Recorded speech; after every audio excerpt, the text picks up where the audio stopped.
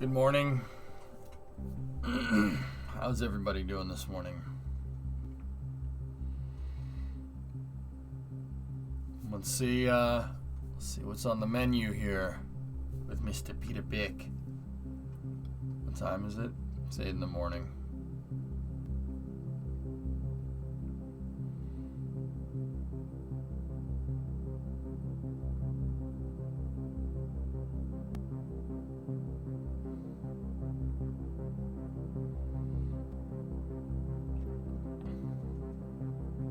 Hello. Miles, how you doing?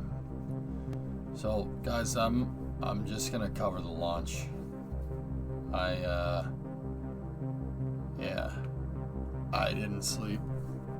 I had insomnia last night. Go and throttle up. Most likely stress induced, if I had to guess. So we'll see what Peter Beck has to say here, and I'm gonna go to sleep after this.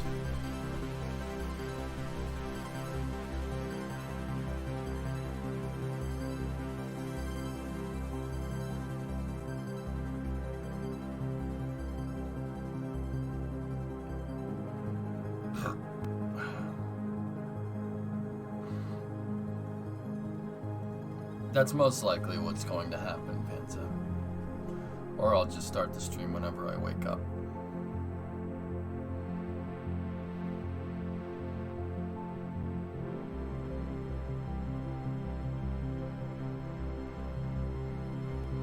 No problem, Micah. It's fine.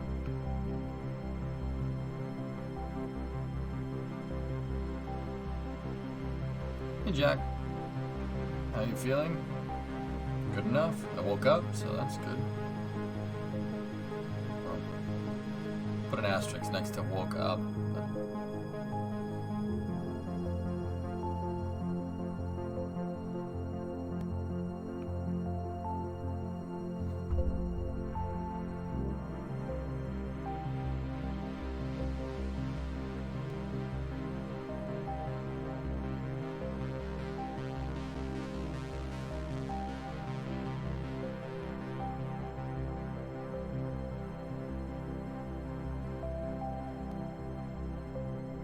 Hey Ryan, how are you?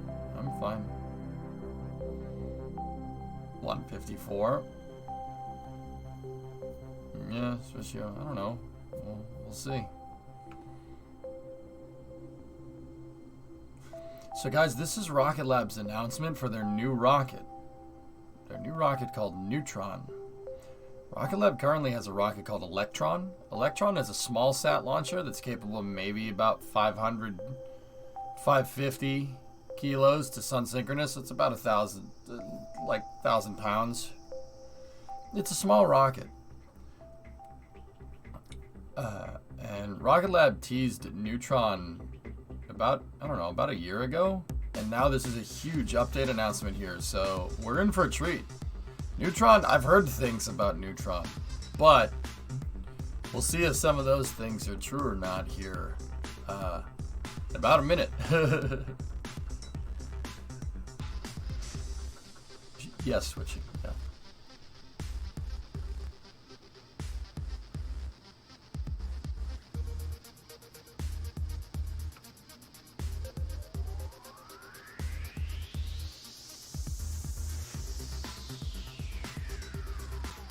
GLS is go for auto sequencer start. And we have a go for auto sequencer start. Stream's onboard computers have primary control of all vehicle critical functions. Coming up on 25 seconds. T-minus 20 seconds. 15, 14, 13, 12, 11, 10. PLS's go for main engine start. 8, 7, 6, 5, 4, 3, 2, 1. Booster ignition and liftoff. Earlier this year, I ate my hat. But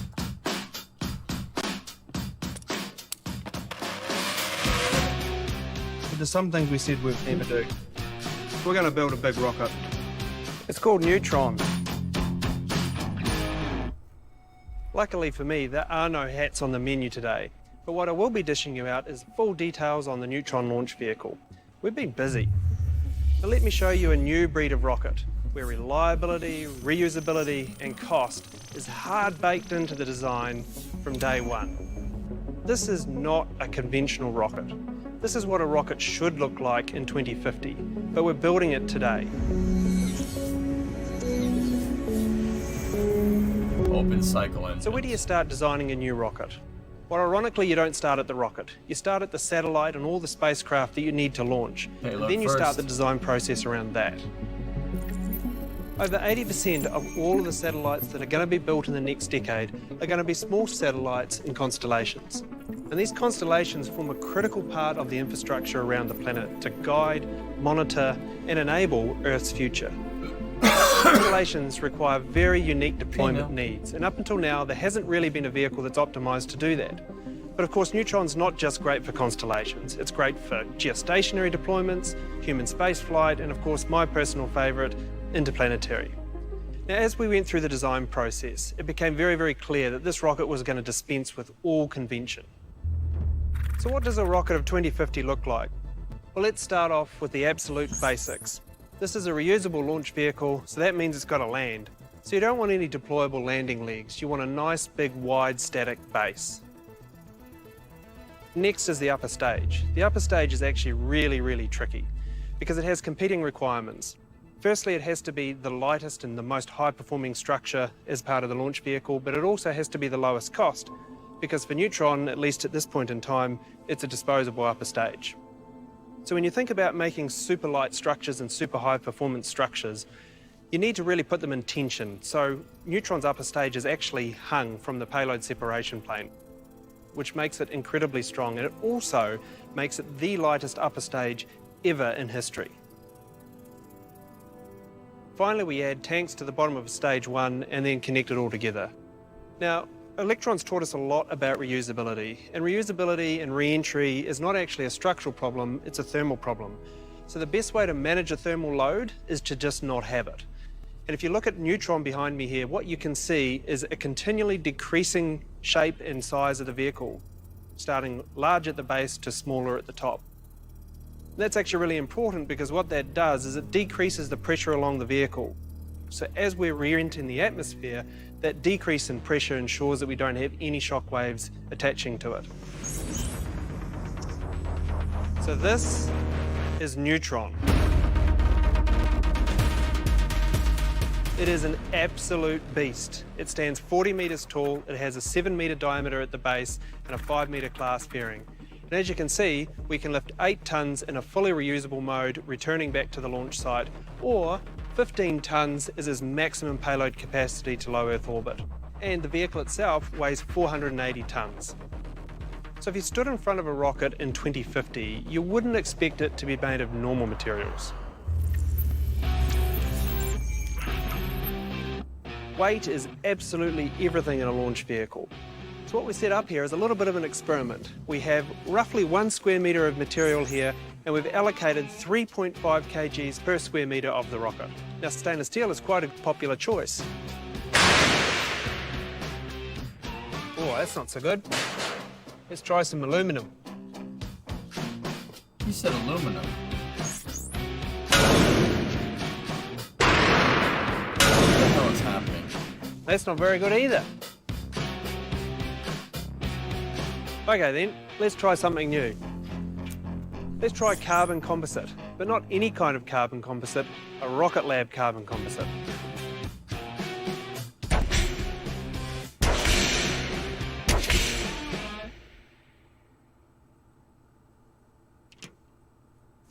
Now that's what I call a 2050 material. But sometimes carbon composites get a bit of a tough rap because they're expensive to manufacture and slow. Not the case. We're going to do this fast. We're going to use automated fibre placement. 3D printing really changed the game when it came to rapid manufacture. At least it did in 2013 when we used it to build the first 3D printed rocket engines on Electron. With metallic 3D printing, you measure the speed in millimetres per minute.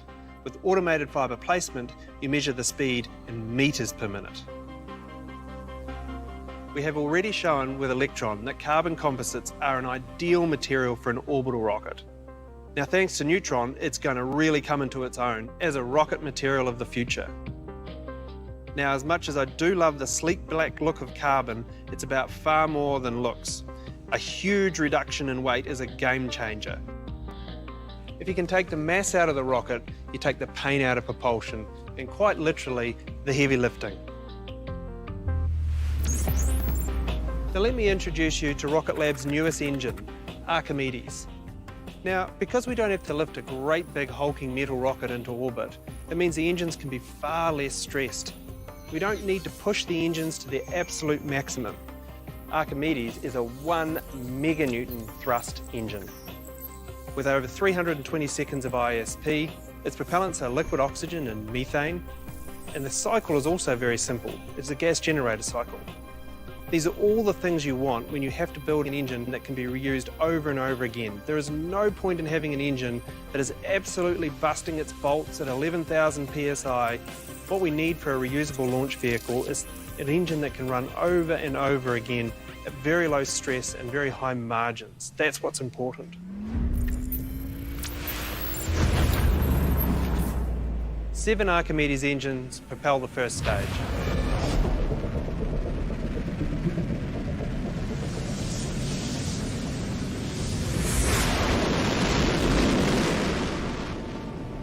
Since reusability is at the heart of the Neutron design, we asked ourselves, how could we reuse as much as possible to really drive down those costs and time to get it onto the pad and launch again and again? The answer is not throwing away the fairings or even trying to catch them. The best way is to never get rid of them in the first place. Next, we have to control the rocket during re-entry. So that's right, Neutron does not land on a barge, it is a return to launch site vehicle.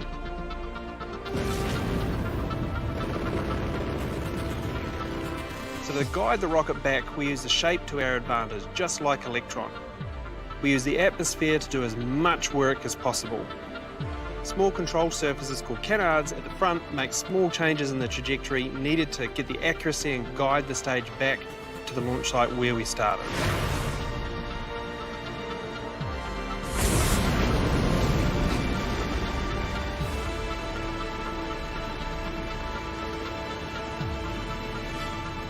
So what lands back on Earth is a complete first stage, fairings and all.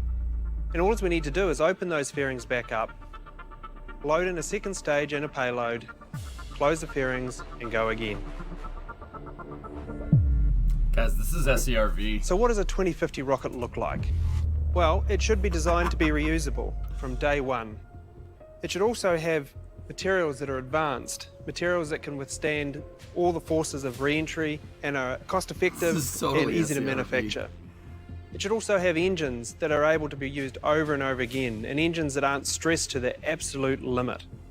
It's really important also to be able to return the vehicle to a launch site, not costly barges way out in the middle of the ocean. And then finally, it's also important not to throw away fairings, but just have a vehicle that you can load upper stages and payloads in and fly again and again and again.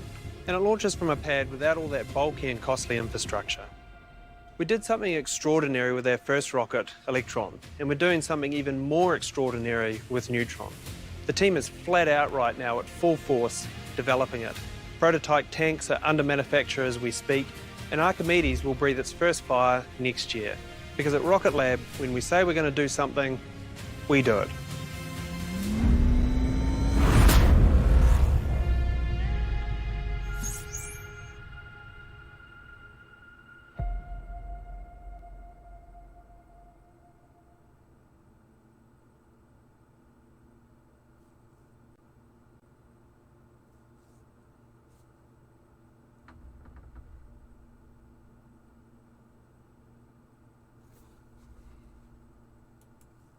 That's just SERV.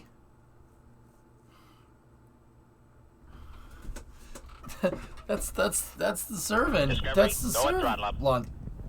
Huh. It's a little bit of a modern take on it, but that's the idea. Chrysler, the car company, came up with something very similar to this in the 60s. So the SCRV was basically, so, okay. Here, let me go backwards a little bit. That face from the intro was half of that. All right, so look, Neutron is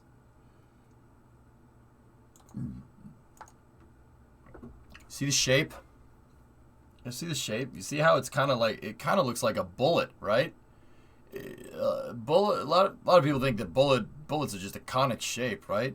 Some bullets actually taper off at the bottom like this, and then it gets really wide, and then it's very thin. It looks like a rifle cartridge. That's on purpose. If you kind of picture a Dragon 2, just kind of stretch that shape a little bit. There you go. And then they have a deployable payload fairing that makes a payload bay, right? And then they're using Canard style systems like kind of like New Glenn, and fixed landing legs, which is actually pretty dang cool. But here's the thing, SCRV, that's it is like a less complicated version of SCRV. If you look at it, it's pod shaped, but it's just stretched. That's a pod, but it's stretched to be about 40 meters long. Chrysler came up with this idea in the 60s. Seriously, take a look. They called it the SCRV. It looks awfully familiar, doesn't it? See what I'm talking about? The thing is basically, guys, that's basically an SSTO. It's an SSTO that does a once around, which is really, really friggin' cool, actually. I don't see the resemblance. Yeah. That's really cool. That's pretty neat. Yeah, and it's gonna use some supersonic retro propulsion, but it doesn't need to do a lot because it's so freaking light. Doesn't need to do a lot.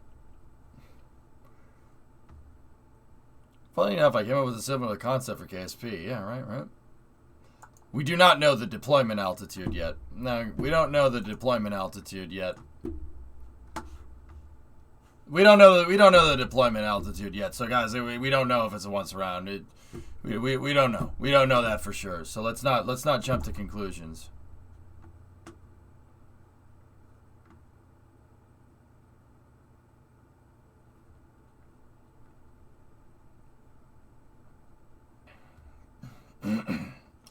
Yeah, see that? Little deploy action right there. Huh.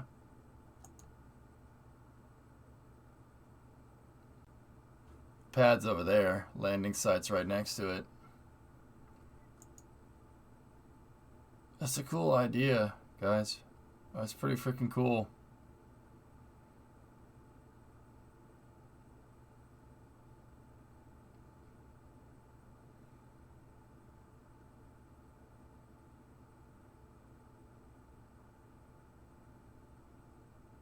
It's a good idea. That's a smart way to do that. That's a smart way to do that.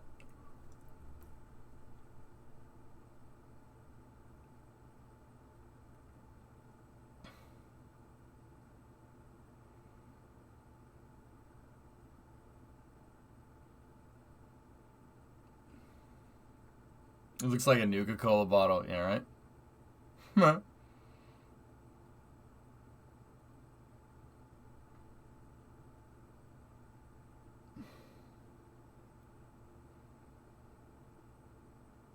It does look like it looks like a Nuka-Cola bottle with the 4 fins on the sides, yeah. Huh.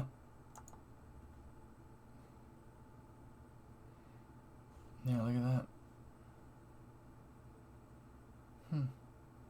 They said they were going to hang the payload in the payload bay.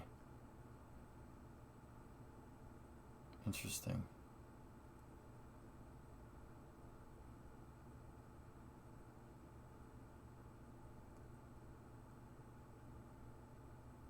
Look at that thing. No, Gujo, not yet.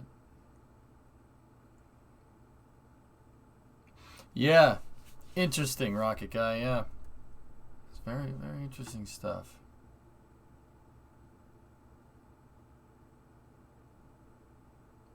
So is it an SSTO?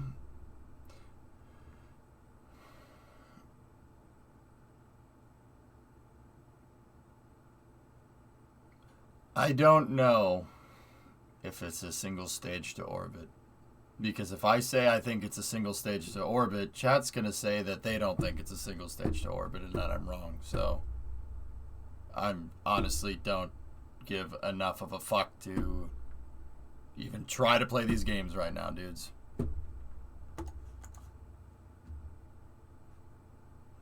I don't know what it is. It could be an SSTO. It might once around. It could be a boost back at landing. Who knows?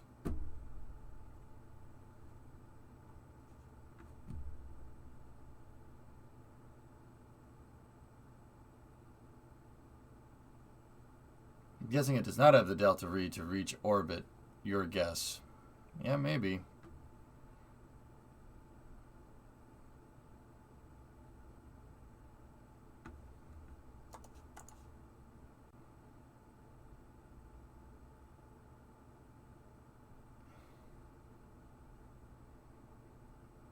The large version of Tom Servo. Nice. That's really cool. We can discuss this more at Space News. I think Peter Bick with that hanging second stage means that the second stage attaches to a conic adapter instead of taking the load. He said it would be under a tensional load. So the forward rocket guy, the forward load reactor on an Atlas 500, right? Something like that. Check the Rocket Lab stock.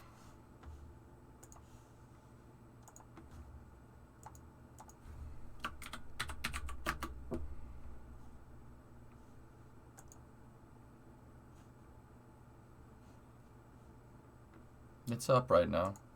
That's cool.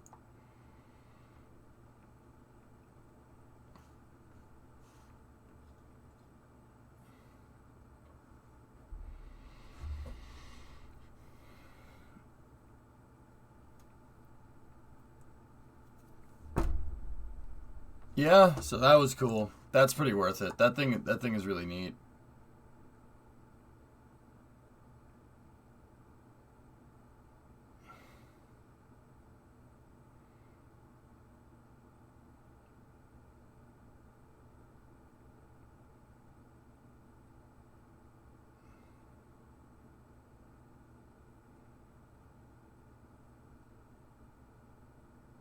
Yeah. Tension load. So that means it's a forward load reactor, meaning that they're gonna hang the second stage from like right here, from basically the payload attachment fitting. The second stage is gonna hang, so they don't even have to worry about. Since the second stage is hanging, it can be super freaking light. You don't need to worry about it taking load. It doesn't need to be structural. They can basically just hang it there from the payload attachment fitting. Which means that thing can be ultra freaking light. Yeah, that's cool, Rocket Guy. Yeah, that's really neat. And then you have a variable fairing space, which is pretty cool. Which means you can take a bunch of different styles of payload. 5-meter fairing, which is... Yo, this thing is no joke, man. That's really cool.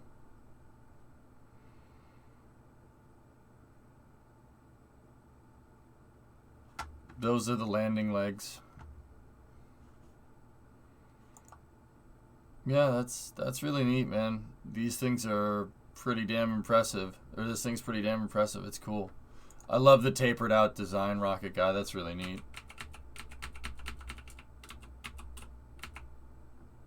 Yeah. Yeah, look at that. That's cool. It's very smart. Open cycle means they'll dump fuel-rich exhaust like a Merlin engine. More like an RS-68 boxy, but yeah. I'm worried a bit on the engine bay loads. Might cause it to flip.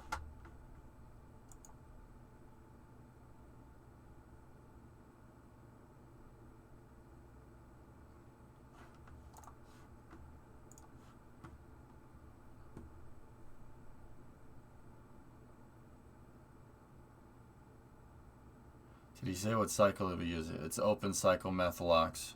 Grab shark. Carbon composite design. And forward load reactor second stage. That's really cool. That's, yeah, that's, I was talking about the forward load reactor the other day for Atlas.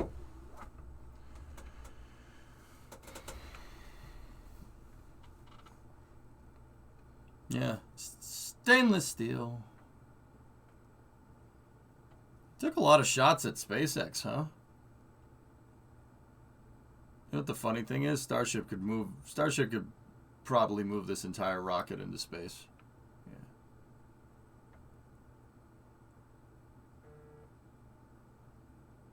This guy steal Elon's girl. That's so many shots. Yeah, I don't know, dude.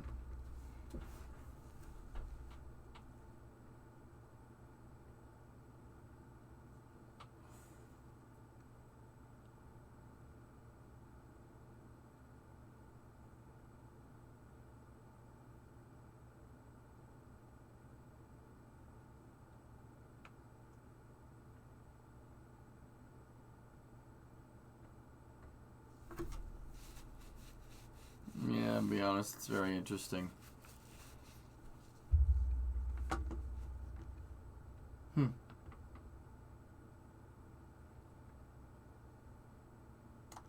It's very smart to come to SpaceX since everybody knows them. It's more of a move to showcase differentiators, especially for future investors. Yeah, that's the idea.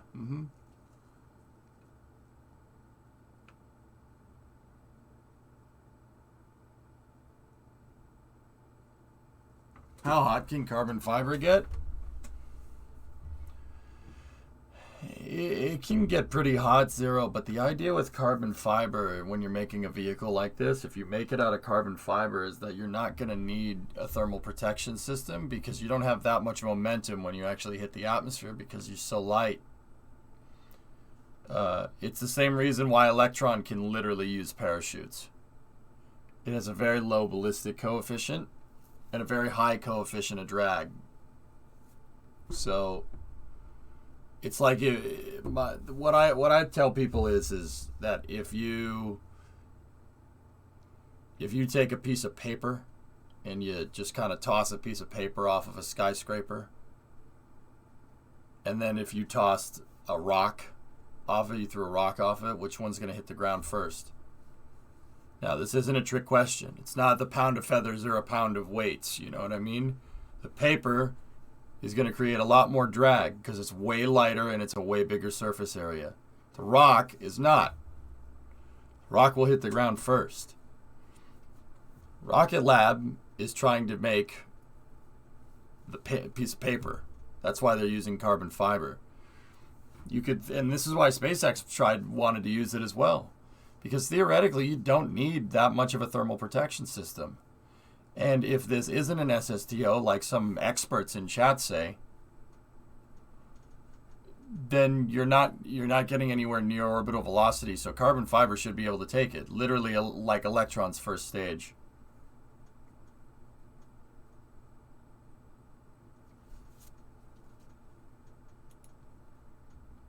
Yeah, it's freaking Moonraker, right?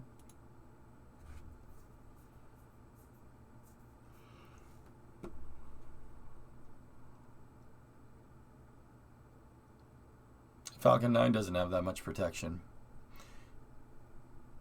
Yeah, but Falcon 9 has to do an SSRP burn, but they did show this thing doing that as well, Forlorn. So, who knows? There's a lot of experts in here this morning.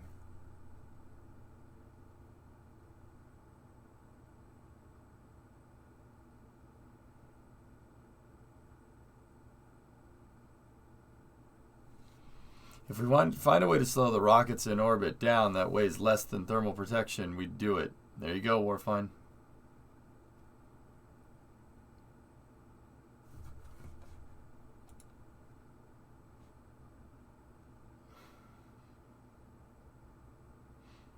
Neat. Yeah. Noxie love it. Rocket Lab is calling Neutron's captive fairing the hungry hippo fairing. Oh, very nice.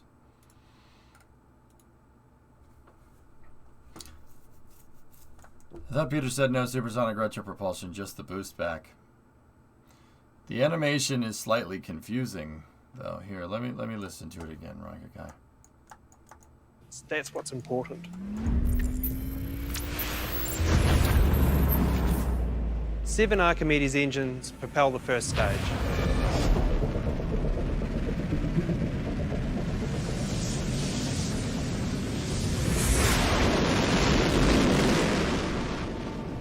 Since reusability is at the heart of the Neutron design, we asked ourselves, how could we reuse as much as possible to really drive down those costs and time to get it onto the pad and launch again and again? The answer is not throwing away the fairings or even trying to catch them. The best way is to never get rid of them in the first place. Next, we have to control the rocket during re-entry. So that's right, Neutron does not land on a barge, it is a return to launch site vehicle.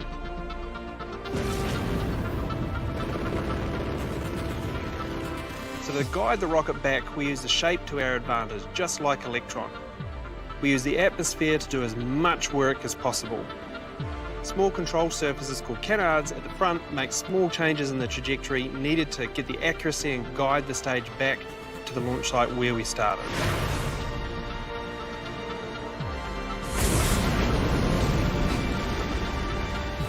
I don't know, Forge. So what lands back on Earth is a complete first stage, fairings and all. And all we need to do is open those fairings back up, load in a second stage and a payload, close the fairings and go again. So what does a 2050 rocket look like? Well, it should be designed to be reusable. He didn't really say. I mean, I think, but guys, it doesn't need to do supersonic retro propulsion. I'll tell you that right now. Just from it being made out of carbon composite, you don't need to do that. What I'm wondering is, you know, these engines are open cycle Methalox engines, which is fine. That's really cool. The Archimedes engines, and he said that they're basically detuned. They basically detune the rocket engines to get more longevity out of them. Right? They're not pushed to the absolute limit, so they're detuned. Like, think like a car engine. Car engines from the factory are detuned to not make the maximum amount of power. They make way less than what they could theoretically make. So they last longer. It's pretty smart applying that concept to rocket engines. It's not a bad way to do things.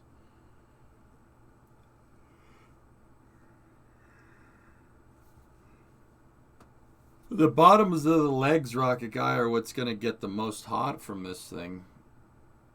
Like down at the bottom. That's where you're going to have to worry about the hypersonics. At least I think. But even then with the shape that they've chosen, it might be mitigated a little bit more than they think, more than I think. So my question is, how will they load crew into this? In the fairing? I'm not, maybe put a door in the side of the fairing? They did say it was human rated. It's very interesting. By the way, NASA will announce its new astronaut class on Monday. Cool. And again, pushing the image to the limit worked out for SpaceX so far. Gonna be, well, Max, that's what a lot of people don't know. Merlin engines were detuned from the factory as well, so to speak. How do you think they just were able to squeeze like an extra 300 or 400 kilonewtons out of that design? It's because they were detuned from the start, man. But the design should push the boundary layer out. You're right. It's going to be human rated. I wonder how the crew would escape. Interesting question.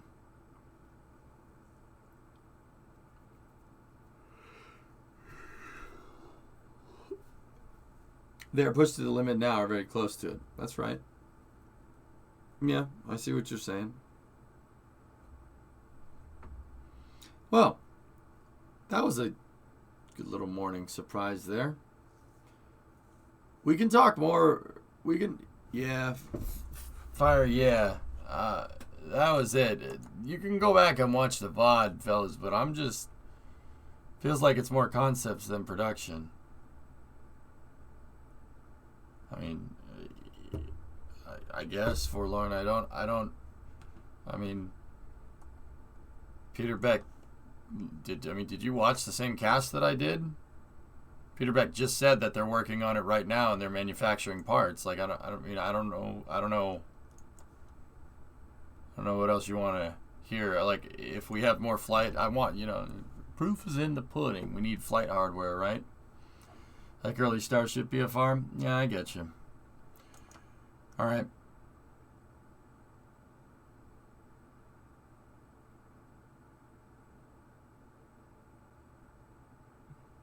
You guys remember Apollo 8? Yeah, that was pretty cool. That was very inspiring. We also want to inspire people. So we're going to do the exact opposite of the Apollo program to inspire you. Wallops RTLS still on the table? I would assume so, Oki, yeah.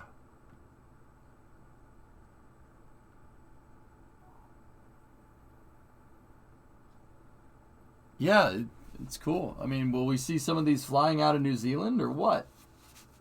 It's pretty neat.